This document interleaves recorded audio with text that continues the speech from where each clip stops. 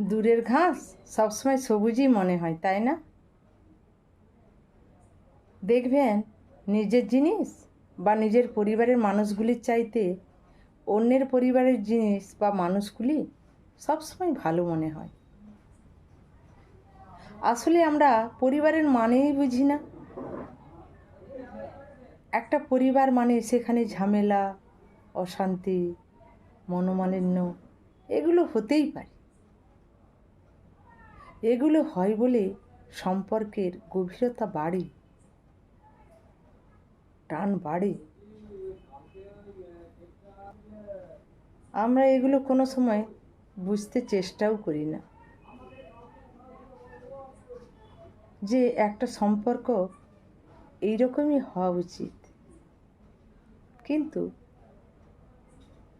এগুলো হওয়ার পরেও যদি আবার দুজনে সব কিছু ভুলে আগের মতো হাসতে পারা যায় বা হাসতে পারে, তবেই তো হলো সুখী দাম্পত্য জীবন।